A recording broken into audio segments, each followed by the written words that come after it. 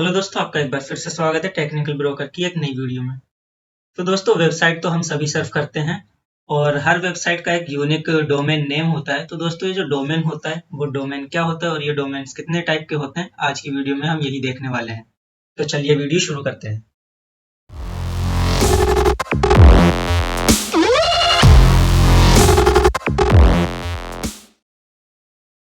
तो दोस्तों, basically domain क्या होता है? जो कोई भी एक वेबसाइट होती है, हर वेबसाइट का एक यूनिक नेम होता है जिसको हम डोमेन बोलते हैं। और ये जो डोमेन होता है वो स्पेसिफिक एक ट्रांसलेशन का काम करता है, जिसका काम जो ट्रांसलेटर होता है जिसका वो होता है हमारा डीएनएस, यानी कि DNS server, domain name system server. वो ट्रांसलेट करता है डोमेन नेम को एक आईपी एड्रेस में। तो दोस्तों, डीएनएस सर्वर एक अलग टॉपिक हो गया। आज की वीडियो में हम डोमेन्स के बारे में पढ़ने वाले हैं। तो हमें पता चल गया डोमेन क्या होता है। डोमेन केवल एक आईपी एड्रेस का एक ऐसा नेम होता है जिसको कि ह्यूमन रीडेबल फॉर्म में होता है, जिसको हम इजीली रिमेम्बर कर सकते हैं।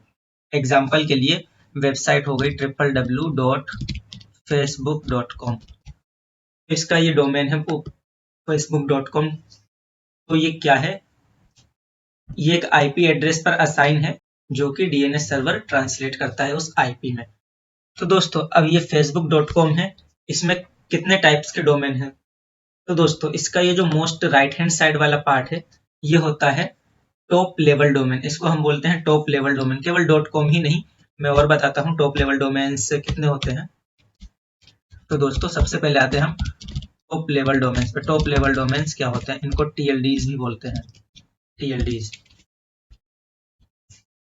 दोस्तों, जो भी डोमेन्स होते हैं हमारे, उनके लास्ट में जो डॉट कॉम, डॉट इन या फिर डॉट नेट जो भी लगा होता है, सबसे लास्ट में वो होता है हमारा टीएलडी, यानी कि top level domain. Dot net या फिर डॉट ईडीयू, बहुत सारे टॉप लेवल डोमेन्स आपने देखे होंगे। तो इनको बोलते हैं हम टॉप लेवल डोमेन्स। और ये डोमेन्स ज्यादातर जो हैं वो सभी यूजर्स के लिए पब्लिकली अवेलेबल हैं। उनको आप किसी भी होस्टिंग वेबसाइट से खरीद सकते हैं, परचेस कर सकते हैं। लेकिन कुछ दोस्तों रेस्ट्रिक्टेड टॉप लेवल डोमेन्स भी होते हैं। एग्जाम्पल के लिए मैं बता दूं आपको, डॉट जीओवी जो टॉप लेवल डोमेन होता है वो केवल गवर्नमेंट यूज के लिए होता है। इसी तरीके से अगर हम यूएस मिलिट्री की बात करें तो .mil जो टॉप लेवल डोमेन है वो केवल यूएस मिलिट्री के लिए ही रिजर्व है। इसके अलावा इसका यूज प्रोहिबिटेड है। इसी तरीके से और भी कुछ टीएलडीज होते हैं जो कि रेस्ट्रिक्टेड होते हैं। इनकी पूरी लिस्ट आप इंटरनेट पर चेक कर सकते हैं। इसके बाद हम अपने दूसरे टाइप की ओर बढ़ते हैं। ये जो दूसरा टाइप है ये भी टीएलडी का ही एक सब टाइप हम कह सकते हैं। ये होता है country code top level domain. Country code top level domain. अब ये country code top level domain को सीसीटीएलडीज भी बोलते हैं, सीसीटीएलडीज। अब ये सीसीटीएलडीज क्या होते हैं दोस्तों? इनिशियली जो टॉप लेवल डोमेन्स होते थे वो इसी बेसिस पे होते थे कि वो हर कंट्री में अलग अलग डोमेन्स हो। जैसे कि इंडिया में डॉट इन, यूएसए के लिए डॉट यूएस, या फिर अगर हम इंग्लैंड यानी कि यूके की बात करें तो उसके लिए होता है डॉट सीओ डॉट यूके। तो इस तरीके से ये जो डोमेन होते हैं जो स्पेसिफिकली जिनको पढ़ के एक कंट्री रिप्रेजेंट करती है, तो वो होते हैं हमारे सीसीटीएलडीज, यानी कि country code top level domains.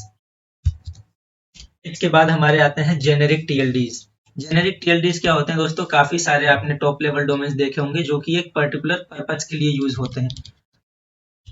Particular purpose जैसे कोई टीएलडी है जो कि केवल ब्लॉग्स के लिए होता है, कोई टीएलडी है जो केवल टेक्नोलॉजी से रिलेटेड चीजों के लिए होता है। तो वो होते हैं जेनेरिक टॉप लेवल डोमेन। जैसे कि एग्जांपल दूं आपको तो डॉट कॉम भी एक जेनेरिक टीएलडी है। ये भी टीएलडी का ही एक सब टाइप है। डॉट कॉम यानी कि कमर्शियल यूज के लिए होता है। इसके अलावा अगर हम बात करें डॉट जीओवी भी एक रेस्ट्रिक्टेड जेनेरिक टीएलडी है जो कि केवल गवर्नमेंट यूज के लिए है। इसमें हम डॉट एमआईएल भी यूज कर सकते हैं, ये भी रेस्ट्रिक्टेड है। लेकिन क्या ये जनरल पर्पस के लिए, जनरल पर्पस यानी कि मिलिट्री पर्पस के लिए।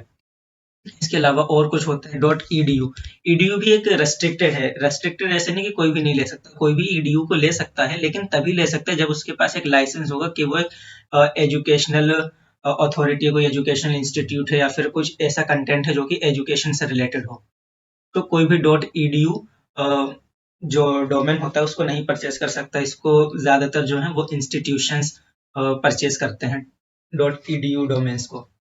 और इसके अलावा ब्लॉग्स के लिए .blog या आजकल बहुत सारे TLDs जो हैं वो फेमस हो रहे हैं। इसके अलावा योगा के लिए .yoga TLD भी अवेलेबल है।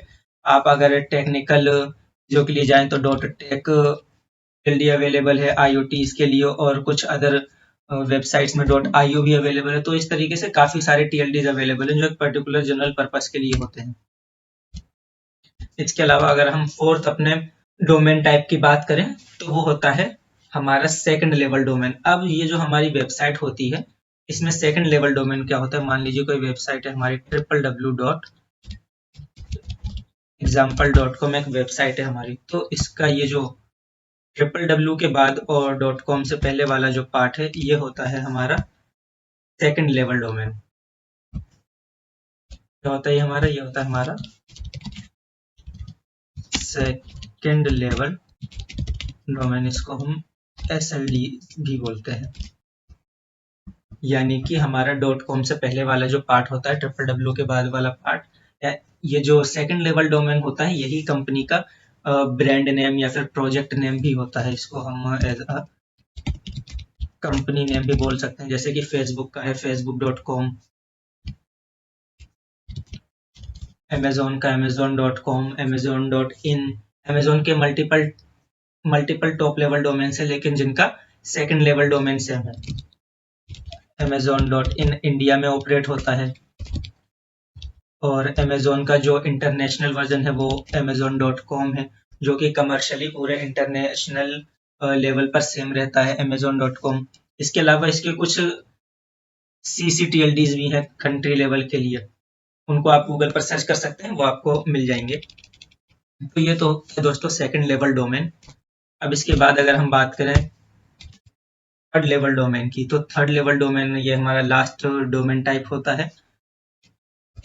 थर्ड लेवल डोमेन दोस्तों क्या होता है, ये जो हमारी वेबसाइट है एग्जाम्पल के लिए www.example.com, तो इसमें जो सबसे फर्स्ट पार्ट है यानी कि www.example.com, इसका जो फर्स्ट पार्ट है ये होता है थर्ड लेवल डोमेन।